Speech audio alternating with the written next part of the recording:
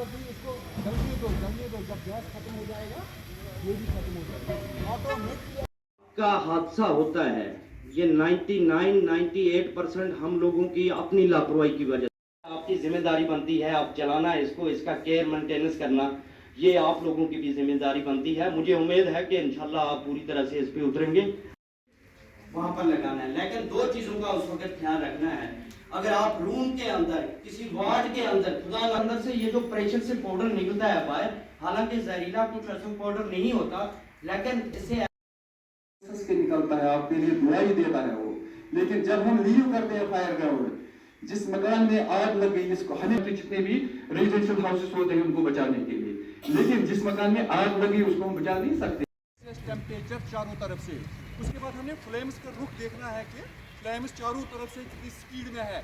After 5 to 10 हमारे तक message पहुंचती है कि अंदर सिलेंडर फंसे हुए हैं, ठीक है। तो हमारे कान वो आवाज से 20 फीट वो फ्लेम्स बाहर निकले। यहाँ पर ये जो है होल, यहाँ पे इसके एक रस्सी रखी है या लोहे की कुंडी, आज सेज को ले जाओ ओपन स्पेस में, वो साथ ही नजदीकी फायर स्टेशन को मुतल्ला करे। आप तभी नजदीकी फायर स्टेशन को मुतल्ला करोगे जब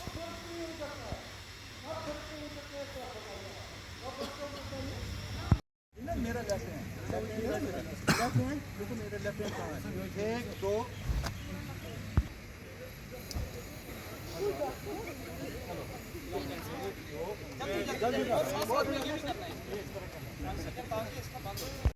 आपको आग 3 चीजों से बनती है, जिसमें जब 3 चीजें मिल जाती है ना आपस में, तो आग बंद।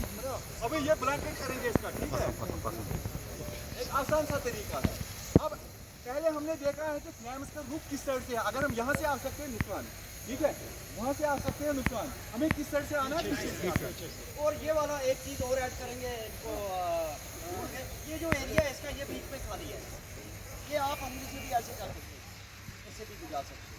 स्पेस है, ये पूरा पाइप, अगर आपकी पाइप में भी आ गए तो वहाँ पर आने से तो उंगली लाने की बात ही नहीं है। ये सामने कहा ठीक है, we will tell the kid. हमने देखना है कि आप उंगली को लाएगा उधर। किचन में बकेट भी अवेलेबल है, करना है, गीला करना है, गीला ठीक है, नीचे नीचे नीचे नीचे। ऑक्सीजन की 1% अगर अंदर रह गई, अंदर चली गई, तो समझ लेना कि आग नहीं बुझेगी, आग नहीं। अवेयरनेस बहुत ही ज़रूरी है। लास्ट ईयर से हमने डिपार्टमेंट के अंदर हमारे डीजी सर ने पूरी यूटी के अंदर लॉन्च किए हुए हैं। उसी की एक कड़ी में आज यहाँ पर असिस्टेंट डायरेक्टर श्रीनगर की हदायत पर यहाँ फ्लोरनेस हॉस्पिटल छानपुरा के अंदर हमने मुनक्कद किया। काफ़ी लोगों ने इसमें पार्टिसिपेट किया, चाहे वो paramedical staff, doctor, house keeping, security person जो भी थे, सबको ये जो बेसिक फायर सिस्टम है इनके पास लगा हुआ है। चलाना में थोड़ी सी इनको कमी थी, वो दूर हो गई, सब ने सीखा, सबको हमने पूरी तरह से इनको जागरूकता दी किस तरीके से एक छोटी सी आग लगती है उस पर आप कैसे कंट्रोल कर सकते हैं, और साथ साथ में जो पेशेंट होते हैं उनको रेस्क्यू भी किस तरीके से करना है, क्योंकि ये हाई राइज बिल्डिंग है, इनका ऊपर आउटडोर भी इंडोर पेशेंट का ज़्यादा दबाव रहता है हॉस्पिटल के अंदर।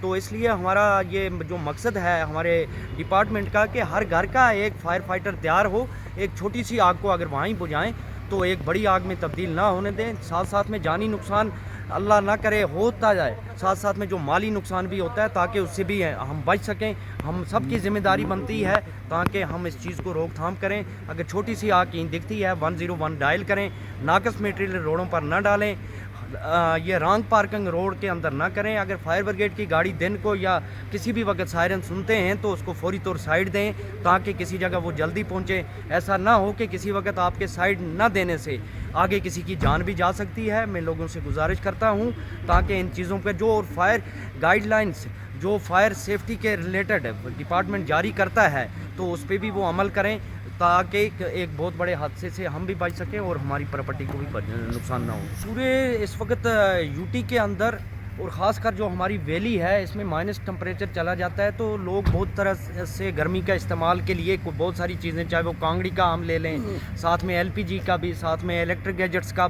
हर एक चीज़ का यूज़ करते हैं, लेकिन उसमें लापरवाही बरत देते हैं। किसी वक्त आपका हीटर खुला है, पावर चला गया है, वो कहीं ड्यूटी की जल्दी में घर से चला गए तो वो जब पावर अचानक आता है तो उसमें भी आग की वारदातें होती हैं। और साथ साथ में ये जो कांगड़ी का रवायत है हमारी यूटी के अंदर, खासकर वैली के अंदर, वो कांगड़ियों का कोयला छत के ऊपर रखते हैं। जब वो रिप्लेस करते हैं उस राख को तो वहाँ पर उसके अंदर भी छोटी छोटी चिंगारियाँ रह जाती हैं, तो उससे भी काफ़ी आग के इंसिडेंट हुए हैं। और उसके साथ साथ में लोगों से ये भी गुजारिश है कि घरों के छतों के ऊपर एलपीजी सिलेंडर ना रखें, कम से कम उसके लिए ग्राउंड फ्लोर में किसी जगह नोटिफाइड करके 1, 2, 3 सिलेंडर पे अगर रखना चाहते हैं, उससे ज़्यादा सिलेंडर का स्टोर ना रखें। और उसके साथ साथ में कम से कम रात को सोने से पहले अपनी जो आपकी इलेक्ट्रिक स्विच है वो तो उसको ऑफ़ करें। कहीं आपकी अगर डायरेक्ट वायर जा रही है तो एमसीपी का यूज़ बहुत ही ज़रूरी है। अगर कहीं शॉर्ट सर्किट होता है तो एमसीपी से भी आपकी ट्रिप डाउन हो जाती है, तो वो भी कंट्रोल का एक बाइस है।